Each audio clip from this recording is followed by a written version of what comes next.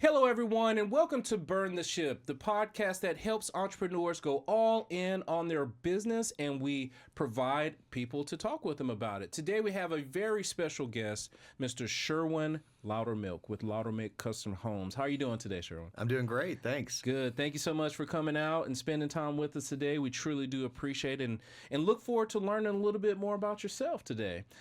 We know that time is one of our most valuable resources, so we're going to go ahead and jump into things. Tell us a little bit about yourself and your journey.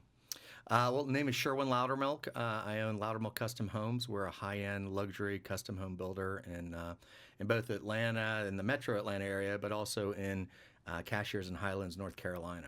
Okay. So we deal, we build for the one percenters, some high-end homes for CEOs and, business owners, athletes, producers, actors, things of that nature. Okay, awesome. Now, that is a great thing. I'm sure you've seen a lot of things. I can't ask you all the famous people you've worked with, but you've gotten some A-listers out there? We have some pretty well-known people, yes. Good. Now, I know that's where you are now. Tell us a little bit about how you got started in this entrepreneurial journey. Entrepreneurial journey was, I've always kind of had that itch in me. When I was 14 years old, I started ordering parts for computers there was no online. It was through the magazines and the newspapers, and parts would come in. I'd put the computers together and then go sell them on the Atlanta Journal and Constitution, and it was crazy. I couldn't drive, so I had to have my mom drop me off to take the computer and set it up at the person's house, and they're looking at me like, who is this kid? And I did that every summer until I went to college. It was kind of fun. This is before Best Buys or any of those computer stores. How much was a computer going for back then? Do you remember? I do remember. I sold my first one for $600. Nice. And I profited about $200. Okay. And I thought it was more money than the world at 14. I went straight and bought some video games with it. Nice. Awesome. So from there, you were building computers. You said you did that up until you went to college. Where did you go to school? I went to Georgia State University. Okay, cool. What did you study while you were there? Computer information systems. Oh, okay. So I was working and going to school part-time. Couldn't be a better program, and kind of learned how to code in the proper way, not the way that I was doing, but I realized that coding wasn't necessarily what I was enjoying, and I was coding HTML and C++ and JavaScript, and then I realized that, hey, I really like this entrepreneurship, but selling computers didn't really work anymore because Dell came in and prices kind of plummeted. So I started a web development company when I was 17 years old with a couple guys in college, and went and worked at the language lab, specifically controlling their networks, so that in the evenings I could stay there longer and use high-speed internet, because at the time nobody had high-speed internet. We were 56K baud modems, and so I worked there just to be able to have access, and then my buddies would come in and we would build websites for other people, and then we tried a few .coms and things of that nature. Okay. Do you know if any of those sites you built are still active? No. Okay. Oh, yes, they are. So, okay. So actually, I was talking to a guy the other day that I built. It was my second website ever. Delju Art Group. Okay. He's a wholesale art consultant, and he had us create his first website, and they kept that for 15 years. The same look and feel. Oh, nice. Now they still have a website, but they've revamped it since. Yeah, redone it. Okay, well, look, your work is still out there. As you were going through college, what was your first dive into careers? What did you end up doing once you finished school? I worked in this .com environment for myself. It was three of us to begin with, and it ended up with two of us. And we kept building building websites after websites. And then we were nearing the end of college, and we realized that we just weren't making enough money. And so my partner was approached by HP, and I was approached by IBM to come over there. So we kind of separated, and I went and worked for IBM for 8 years. They were looking for somebody to come in, a team of people to come in and help develop the .com industry. Okay. And at the time, they were just kind of dabbling in small to medium business web development, but they didn't want a stuffy blue suit. So they wanted younger guys with experience in web development, but that wouldn't have to go through the chaos of IBM. Okay. And so we came over there and built up the .com industry. I did that for a couple of years, and it was a lot of fun. And then it was strange, the telecommunication industry reached out to me, and they saw what I had helped create in the .com industry and said, hey, we would really like some help over here. And I asked, well, why? I don't know anything about telecommunications. And the guy, which turned out to be my boss, and pulled up his BlackBerry and said, we want to put websites on these phones. And I looked at him and I said, that's the dumbest idea I've ever heard. Who would want to look at a website on your phone? Yeah. But he doubled my salary, so I went over there, and then all of a sudden I started seeing the transition of smart devices, and was working with infrastructure around billing components and CRM, and we were the glue, the infrastructure that kind of held everything together. And it was a great ride. I really enjoyed working at IBM. I think it taught me how to be an executive, taught me how to manage myself in a way that I didn't have before. I got you. So thank you so much, Sherwin, for making sure that I stare at my phone for 4 hours a day. Thank you so much. You're welcome. It. That's this what is I'm the here cause. for. This is the cause right here. So you're at IBM, I'm sure, because I worked at a corporate company as well, and there's a lot of good things you can pull from their corporations because they are corporations. As you were going through your journey there, how long did you stay, and then what was your transition? Well, so right before, maybe it was about a year before I graduated college, I realized that I was never going to be a world-class coder. I couldn't keep up with some of the guys that were in the room that kind of breathed and lived on code. But at the end of the day, when we went out to present our code, I was the first person that could explain it and describe it. So I went to my advisor and I asked her that if I could change, majors, because I just didn't think I was going to make it. And after I explained that to her, she said, oh, well, you should be a consultant. And I said, well, what is that? She goes, you just basically tell people what to do. And I thought that was really neat. So when I came to IBM, I actually came as a e-business consultant, and then I switched over as a regular consultant. And then in my tenure, I moved to project manager, alliance executive, and then slowly moved further and further into technical sales. And my last tenure, I was running basically the international solution sales for the telecommunications industry. And it was a great ride. I really enjoyed it. I was able to see so many different aspects of how that company worked. But at the end of the day, I had that entrepreneurial itch, and I just wanted to move away. I wanted to go do my own thing. And I tried a couple of different software starts, not spending a lot of time, but a little bit of time with it. And realized that I just kind of wanted to get out of the industry. Okay. And my wife and I had purchased homes, and we would sell them after 2 years, and purchase homes and sell them after 2 years. And we were making a fair amount of money because of how we would transition that home. And then one day I just told her, I think I want to go to get into this industry. And so I went and got my MBA in finance and real estate. Really dived in. I thought I was going to be a developer, and not necessarily a home builder, but went in and immediately bought 26 acres and started developing it. Okay. And soon after that, I put my resignation in at IBM. I was shaking after I did it. I was thinking, what am I doing wrong? And that was in mid 2000s. Okay. And then started up a business doing everything from commercial to historic renovation.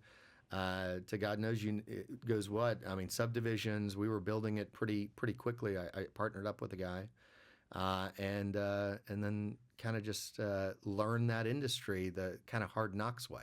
I get it. The name of the show is Burn the Ship. I know you were at IBM. It is an umbrella that covers you because it's IBM. You know, you're safe under that umbrella. And there had to be something that happened that made you say, you know what, I'm going to leave this, burn the ship, and go all in on myself. Can you remember what that was, what that instance was that made Sherwin say, okay, I'm going to do this? Do you remember what that was? Absolutely. I remember the exact day and time and moment. Yep. So I was managing 31 senior sales reps across the world, and specifically focusing on telecommunications companies. And we were trying to close a deal in Austria. So I flew to Austria. I had it set for 3 or 4 days, and we closed the deal in 2. And so my team out there, who I just met, because I hadn't met many of my team face to face, because across the world, they asked me if I'd stay, and they tour me around Austria. And of course I've been to Austria before, but who wouldn't want to just relax and see the highlights of the area and the historical relevance? And I just said no. I said I'm jumping on the next plane. I want to get home to my family. And I had a 1-year-old at the time, and I felt like I had lost the first year of her life.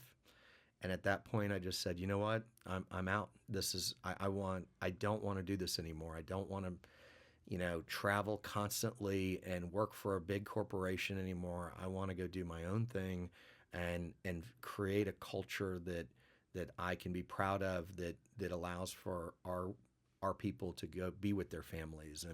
And this construction industry and the development industry was a perfect segue into that. Okay, now going into this industry, I'm sure there were trials, there were ups, there were downs, but inside of there were skills that you acquired and nurtured. Can you share with us 1 or 2 of those skills that you would like to share with the audience that you have acquired and nurtured through your experience of building the homes?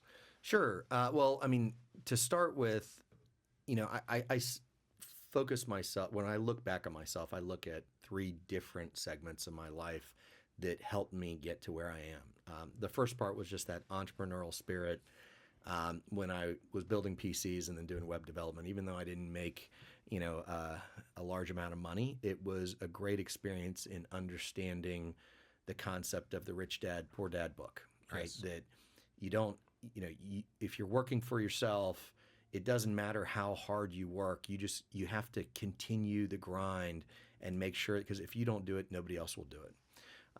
So I had that built into me because of that. And then I took that entrepreneurial type spirit to IBM, and there was no 9 to 5 for me. I'd show up at 6:30 with one other guy, and we would work until 9 and then go get a cup of coffee and come back. Everyone thought we were coming in at 9, but we weren't trying to cheat. We just didn't, we wanted to do our own thing and learn. And then when everyone else would leave, we'd go downstairs, get a soda and a candy bar, and then keep working until 7, 8 o'clock at night. So I took that in, and that's, I believe, where my strength at IBM came from, is that grit that I learned. But what IBM taught me is how to be an executive, how to truly manage, how to talk to C-level executives, how to control a room and the situations happening in a room. And then I'd say my most recent experience in the last 20 years of doing construction, 14 years at Loudermilk Homes, has been how to create a team. Okay. How to build a culture, a true culture. I didn't know that, and I think that was my biggest failure the first 5 years of our company, maybe even 7, 8 years of our company, is I didn't realize that you had to build a culture. At IBM, it was built for me.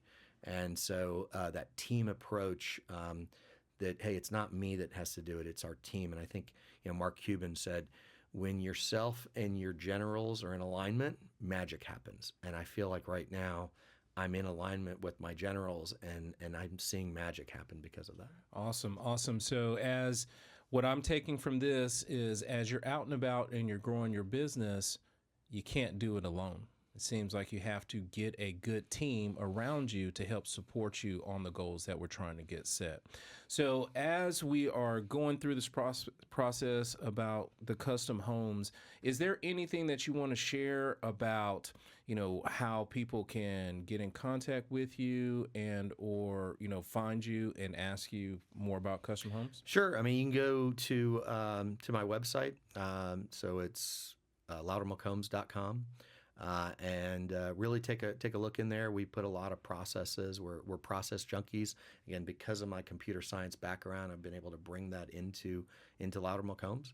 And so you kind of see what we do and how we do it, and see if we're a good fit for the client to build an amazing home. We don't cut corners. Everything we do is about quality and customer service and making sure we do the right thing. We're very transparent in what we do. A lot of I know the industry is not known for that, unfortunately, but we are. So Good. we put everything into technology. We utilize technology so that people can see everything behind the covers, and so there's never a question on whether or not, are we doing something that's not in the best interest of our clients. So yeah, reach out, and happy to build a home for you. Now let's just say you've built all of the one percenters their homes, like, the homes for me. After you built all of our homes, what is it that you would do if you didn't have to worry about building homes? What would you bring back and just do? It's funny. My wife asked me this a few times, and I had to think about it real hard. And her question was, when is retirement going to happen?